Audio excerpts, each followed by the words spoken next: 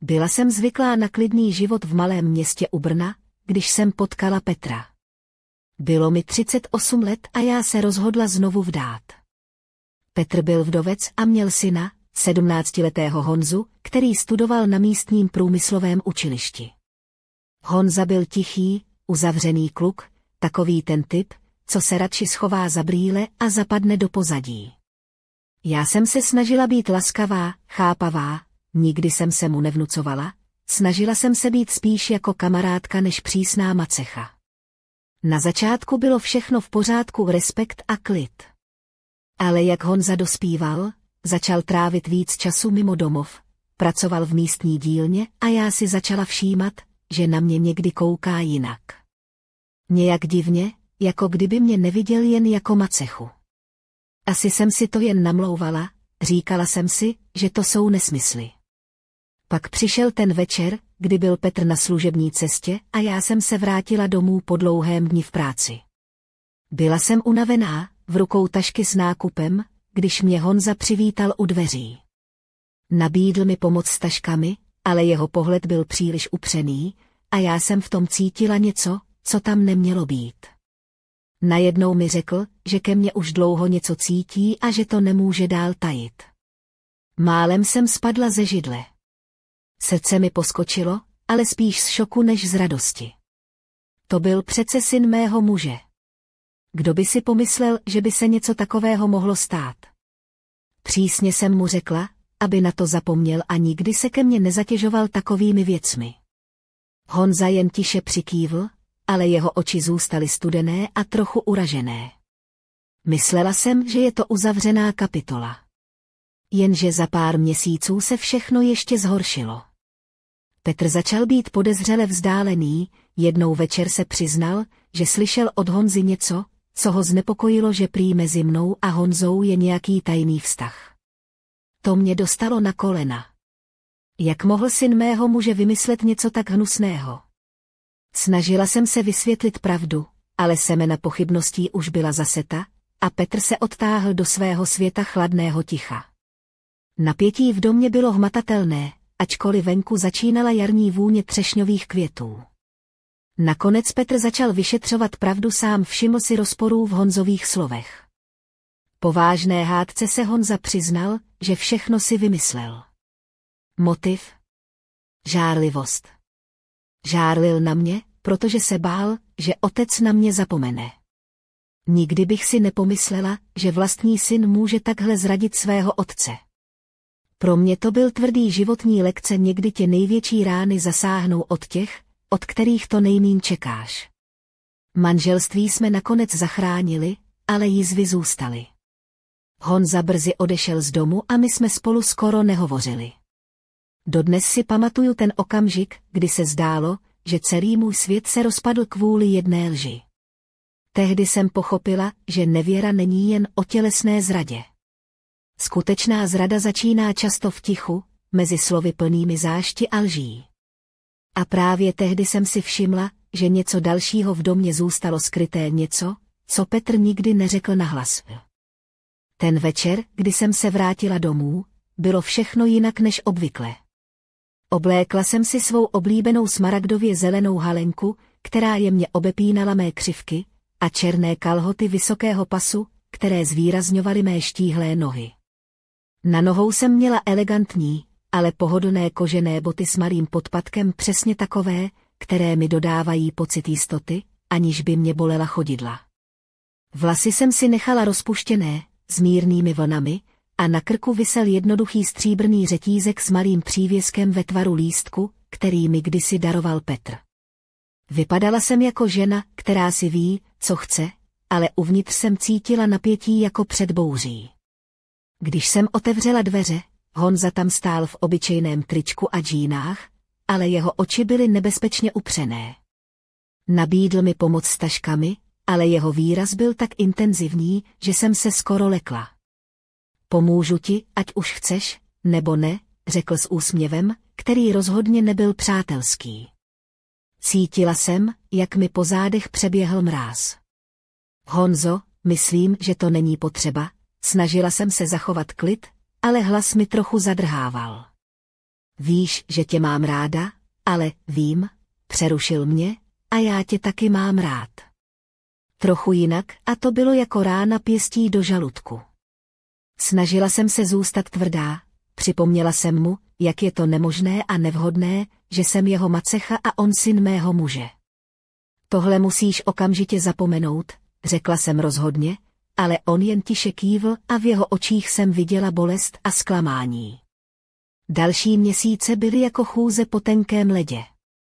Petr začal být nervózní, přestal se mnou mluvit o všem možném a místo toho mě pozoroval jako detektiv, který hledá důkaz.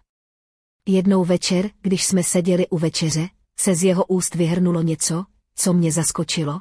Honza mi řekl, že mezi vámi něco je, celý svět se mi rozpadl. To není pravda, protestovala jsem, ale jeho pohled byl tvrdý jako ledovka na vánočním punči. Domů se začaly vracet ticho a stíny, které jsme si neuměli vysvětlit. Ale pak, po dlouhém vyšetřování, se ukázalo, že všechno byla lež. Honza to vymyslel, protože žárlil na nás oba. Chtěl rozbít to, co jsme budovali. Myslela jsem si, že znám lidi kolem sebe, ale tohle mě vyvedlo z omylu. Zrada nepřichází jen zvenku, ale i z domova. A přesto, když jsem si myslela, že už nic nemůže být horší, začala se objevovat nová tajemství, která by mohla všechno změnit.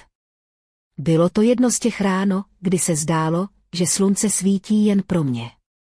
Oblékla jsem si lehké bílé šaty s květinovým vzorem, které se jemně vlnily kolem kolen, a k ním sandály na podpatku, které mi dodávaly pár centimetrů navíc a pocit sebevědomí. Vlasy jsem si svázala do volného copu, z něhož vyčnívalo několik neposlušných pramínků, a na zápěstí jsem měla náramek z korálků, který jsem si koupila na vánočním trhu v Brně. Vypadala jsem jako žena, která právě začíná nový den, plná naděje a síly. Ale pod povrchem klidu se skrývalo něco nevyřčeného. Petr byl celý týden zvláštně uzavřený a já jsem měla pocit, že mě pozoruje, jako by čekal, až udělám chybu. Honza mezitím často mizel z domu, a když se objevil, jeho pohled byl vždycky trochu vzdálený, jako kdyby schovával tajemství, která se báli vyjít na světlo. Jednoho dne jsem našla ve staré skříni za dveřmi složku plnou dopisů a fotografií, které rozhodně nebyly určeny pro mé oči. Na fotkách byl Petr s neznámou ženou, ale to nebylo to nejzvláštnější. Vedle nich byly poznámky o nějakých schůzkách a záhadných telefonních číslech. Rozhodla jsem se, že to musím zjistit, kdo je ta žena a co má společného s mým manželem. Večer jsem seděla v kuchyni, oblečená v černém saténovém topu a těsných džínách, které zvýrazňovaly mé křivky, a přemýšlela, jak to všechno říct Petrovi. Na stole ležela sklenka červeného vína, na rtech jsem měla lehký úsměv, ale v duši bouři. V tu chvíli zazvonil telefon. Volal Honza. Musíme si promluvit, řekl tiše a jeho hlas zněl tak naléhavě, že jsem věděla, že to nebude jen obyčejná konverzace. Když jsem se s ním setkala, venku začalo pršet a kapky bubnovaly na střechu kavárny, kde jsme seděli. Honza mi vyprávěl věci, které mě šokovaly, věci, které Petr skrýval, a které mohly zničit vše, co jsme spolu měli.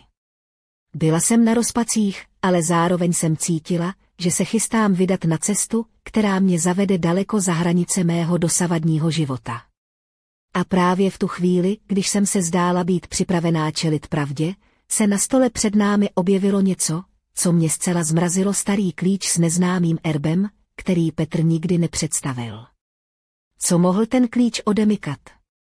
A proč ho Honza měl u sebe? Tajemství, která se zdála být dávno pohřbená, začínala pomalu vyplouvat na povrch, a já jsem věděla, že můj život už nikdy nebude stejný.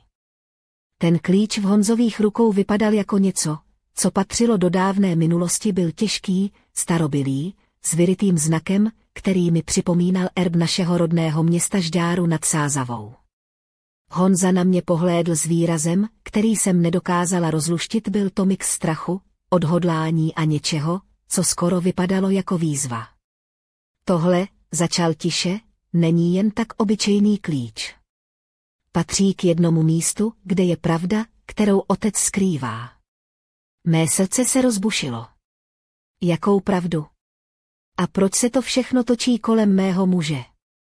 Najednou jsem si vzpomněla na starou opuštěnou továrnu na okraji Žďáru, místo, kam jsem nikdy neměla odvahu vstoupit. Myslíš, že to odemyká tu starou halu? Zeptala jsem se s nádechem nejistoty. Honza přikývl. Ano. A myslím, že tam najdeme odpovědi, které potřebujeme. Ale musíme být opatrní. Otec by nikdy nedovolil, abychom tam šli. Tu noc jsem usnula v černém hedvábném pyžamu, které na mě měkce přiléhalo jako druhá kůže, ale mé sny byly plné stínů a neznámých tajemství. Ráno jsem cítila, jak mě tíží rozhodnutí, které jsem musela udělat. Měla jsem jít s Honzou do továrny a čelit tomu, co nás tam čeká, nebo se držet dál od něčeho, co by mohlo zničit vše, co jsem si vybudovala. Večer jsme se sešli před starou továrnou pod rouškou tmy. Já v kožené bundě přes své oblíbené tmavě modré džíny a botách na podpatku, které mi dodávaly jistotu, i když jsem cítila, jak mi srdce buší jako zvon na věži kostela. Honza držel klíč pevně v ruce a vedl mě k vrzajícím dveřím, které jakoby čekaly jen na nás. Jakmile jsme vstoupili, vzduch byl těžký a plný prachu a zapomenutých vzpomínek. Světlo z mého mobilu svítilo na staré stroje a rozkládající se dřevo. Najednou za námi zavrzaly dveře. Otočila jsem se rychle, ale nikdo tam nebyl. V tu chvíli jsem pocítila, že tohle není jen obyčejné dobrodružství, že za rohem číhá něco mnohem temnějšího. A právě tehdy, když jsem chtěla Honzu varovat, se ozvalo tiché, ale zlověstné zašeptání: nejdřív musíš zaplatit cenu. V tu chvíli mi připadalo, že mi krev stuhla v žilách. Ten hlas byl tak blízký, že jsem skoro ucítila dech na krku, přesto jsem se otočila a nikoho neviděla. Honza se na mě podíval s výrazem, který jsem už znala, strach, ale i odhodlání. Musíme pokračovat, zašeptal a sevřel můj zápěstí. Jeho dotek mě zároveň uklidnil i rozrušil, připadala jsem si jako v nějakém temném filmu, kde hlavní hrdinka stojí na pokraji neznáma. Procházeli jsme mezi starými stroji, jejich rezavé části vrzaly pod našimi kroky. Vzduch byl zatuchlý, ale zároveň plný napětí. Když jsme dorazili k velkým ocelovým dveřím, Honza vytáhl klíč a s mírnou nejistotou ho zasunul do zámku. Dveře se s tichým skřípěním otevřely a odhalily místnost plnou starých dokumentů, fotografií a krabic, které voněly po starém papíře a tajemství. Co tohle všechno je, zeptala jsem se, zatímco jsem si prohlížela zažloutlé fotografie. Na jedné byl Petr, jak se usmívá vedle neznámé ženy v elegantních šatech, vypadala jako někdo z vyšší společnosti. Tohle není jen stará továrna, řekl Honza tiše. Tohle je minulost, kterou otec chtěl schovat. Najednou jsem ucítila, jak mi po krku sklouzl řetízek s přívěskem. Myslíš, že to souvisí s tímto? Zeptala jsem se a ukázala mu svůj stříbrný lístek. Honza se zamračil. Možná. Tenhle symbol jsem viděl na některých dokumentech. V tu chvíli se za námi ozvalo tiché kroky. Otočila jsem se a uviděla postavu v tmavém kabátu, byl to Petr. Jeho oči byly plné zloby a zklamání zároveň. Co tady děláte? Zeptal se chladně. Neměli jste sem přijít. Honza se postavil a řekl, měli jsme právo znát pravdu, otec. Vzduch zhůstl napětím, které bylo skoro hmatatelné. Některé pravdy jsou nebezpečné, zamumlal Petr. A někdy je lepší nechat je spát. V tu chvíli jsem si uvědomila, že ten příběh, který jsem si myslela, že znám, je jen špičkou ledovce. A že to, co nás čeká dál, může změnit všechno, nejen náš vztah, ale i celý náš život. Protože za tou zavřenou minulostí se skrývá něco mnohem temnějšího. Něco, co by mělo zůstat navždy zapomenuto. Ale co teď volá po svém odhalení? Petrův pohled byl tvrdý jako kámen, ale v očích mu plála i bolest, kterou se snažil skrýt. Stál tam v tmavě modrém svetru a opotřebovaných džínách, jeho ruce byly sevřené v pěst, jako by bojoval sám se sebou. Nemůžete rozumět tomu, co jsem musel udělat, řekl tiše, ale jeho hlas nesl hrozbu. Ta minulost je plná věcí, které by vám mohly ublížit. Já jsem se mu podívala do očí, cítíc, jak mi stoupá adrenalin. V černých kožených botách jsem se postavila blíž, pevná a neústupná. Myslíš, že máme na výběr? Pravda je pravda, ať už je jakákoliv, řekla jsem rozhodně. Honza pokýval hlavou, jako by chtěl dodat odvahu i mě. Petr se na chvíli odmlčel, pak se pomalu otočil a zamířil ke starému psacímu stolu, kde ležela složka plná zažloutlých papírů. Dobře, řekl nakonec, pokud chcete vědět, co se stalo, poslechněte si to ode mě. Ale varuju vás, je to příběh plný zrady, lží a nečekaných zvratů. Sedli jsme si kolem starého stolu, já v těsném tmavém svetru s jemným průstřihem na zádech, který odhaloval kousek mé pokožky, a Honza s nervózním výrazem.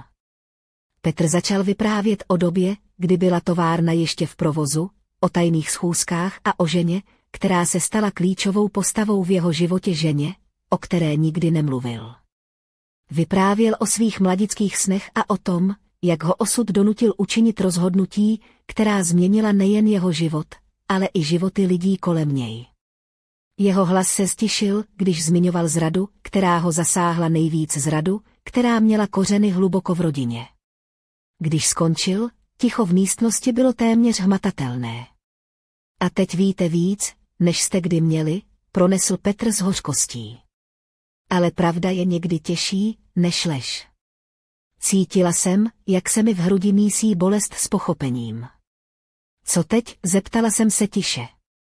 Honza se na mě podíval a já věděla, že tohle je začátek něčeho mnohem většího, než jsme si dokázali představit. Venku se ozvalo vzdálené hřmění a já jsem věděla, že klíč, který držíme, není jen k staré továrně. Je klíčem k odhalení tajemství, která by mohla navždy změnit náš život.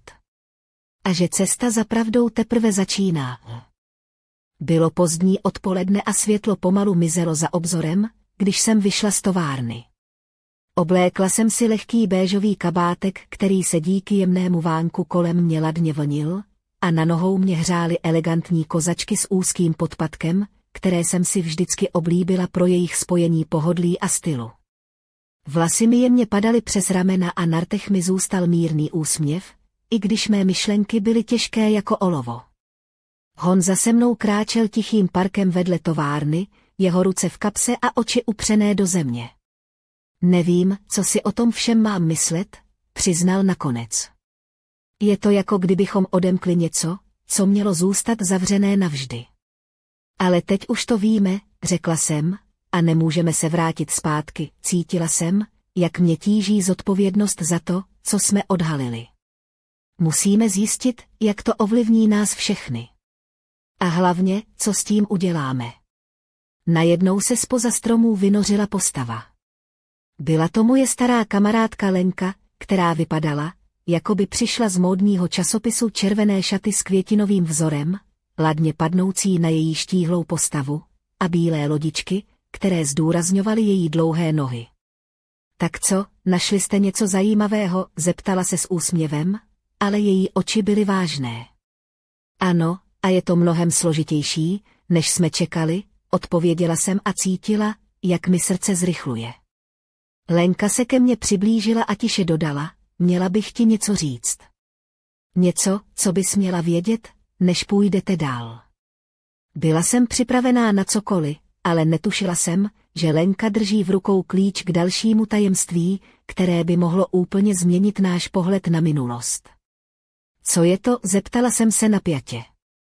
Lenka se podívala kolem sebe, jako by se bála, že nás někdo poslouchá, a pak šeptem začala vyprávět příběh, který mě donutil zadržet dech.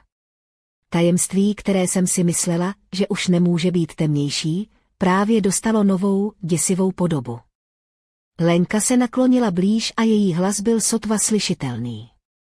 Víš, že Petr měl kdysi sestru, kterou nikdy nezmínil. Jmenuje se Markéta. Odešla z domu, když byla mladá, a od té doby ji nikdo neviděl, její oči se leskly napětím. Říká se, že měla něco společného s tím, co se stalo v továrně, něco, co by mohlo všechno vysvětlit. Pocítila jsem, jak mi srdce buší rychleji, a lehce jsem si upravila svůj červený šátek, který jsem měla kolem krku, byl to dárek od mé babičky, a nosila jsem ho vždy, když jsem chtěla mít pocit bezpečí. Markéta, zopakovala jsem tiše. Proč nám o ní nikdy nic neřekl? Lenka pokrčila rameny a podívala se k zemi. Nikdo neví jistě. Ale myslím, že když se začneš ptát, zjistíš věci, které by mohly být nebezpečné. Když jsme se loučili, cítila jsem, jak se kolem mě stahuje neviditelná smyčka napětí. Ve vzduchu byla směsice jarní vůně květin a něčeho temného, co jsem nedokázala pojmenovat. V hlavě mi vířily otázky, které neměly odpovědi. Co všechno skrývá minulost mého manžela? A jak hluboko sahají tajemství jeho rodiny? Když jsem se večer svlékala do své hedvábné košile a černých kalhot, cítila jsem, že mě čeká něco, co mě změní navždy. A když jsem se podívala do zrcadla, zahlédla jsem v odrazu nejen svou unavenou tvář, ale i jiskru odhodlání. Tajemství Markéty nebylo jen o minulosti, bylo to klíčové pro naši budoucnost. A právě když jsem chtěla vypnout světlo a jít spát, zazvonil telefon. Na displeji se třpytilo neznámé číslo. Srdce mi poskočilo. Když jsem zvedla sluchátko, ozval se chladný hlas, který mi vryl do paměti jediné slovo: přestaňte, nebo toho budete litovat. Tu zprávu jsem přijala jako varování, které mi projelo celým tělem jako elektrický šok. Oblékla jsem si rychle černý kožený kabát, který jsem měla na rameni, a vyrazila ven do chladné noci. Na nohou mi klapaly elegantní černé kotníkové boty s malým podpatkem, které mi dodávaly pevnost a zároveň lehkost v každém kroku. Vzduch byl ostrý, a když jsem vydechla, viděla jsem, jak se mé slova proměňují v mlhu. Vyrazila jsem do centra Žďáru, kde jsem se měla setkat s Honzou a Lenkou. Měla jsem na sobě i svůj oblíbený stříbrný náramek, který mi připomínal, že i v temných chvílích nejsem sama. V kavárně u zeleného stromu už na mě čekali, každý s jiným výrazem, Honza nervózní, Lenka klidná, ale v jejich očích byla stejná otázka: co teď?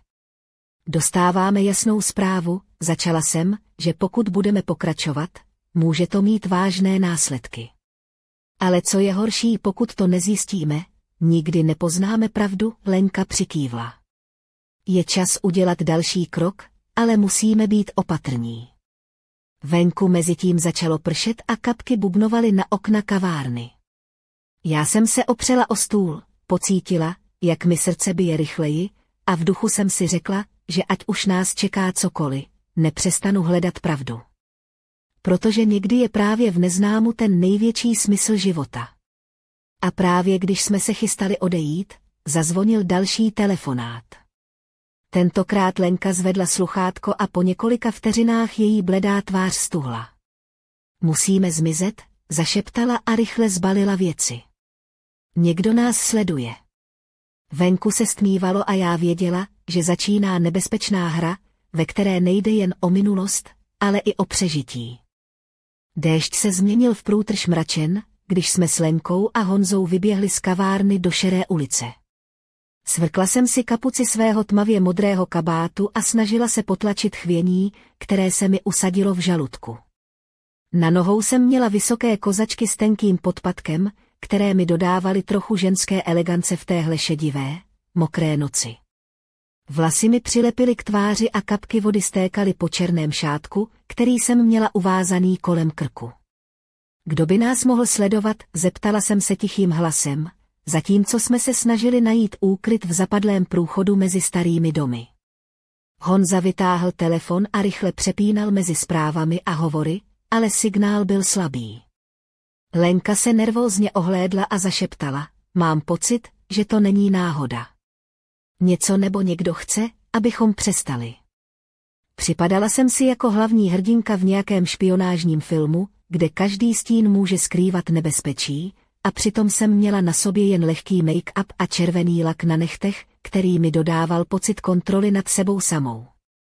Musíme zjistit, kdo za tím vším stojí, řekla jsem rozhodně. A jestli je to někdo z našeho okolí, bude to mnohem horší, než jsme si mysleli. Najednou se za rohem ozvalo šustění a naše srdce zrychlila. Všichni jsme stuhli na místě, připraveni na cokoliv. Ale místo nebezpečí se objevil starý známý pan Novák, soused z vedlejšího domu, který nás překvapeně pozoroval. Co se tu děje, zeptal se, ale v jeho hlase jsem zaslechla nečekanou nervozitu. Nic, pane Nováku, jen jsme se trochu ztratili v tomhle počasí, odpověděla jsem s lehkým úsměvem, ale v duchu jsem věděla, že tohle setkání není náhoda. Něco se začínalo měnit a já cítila, že jsme právě vstoupili do hry, která neměla jasná pravidla a kde každý krok mohl být poslední. A právě v tu chvíli mi zazvonil telefon. Tentokrát to byl neznámý hlas, který mi šeptal, už si příliš blízko.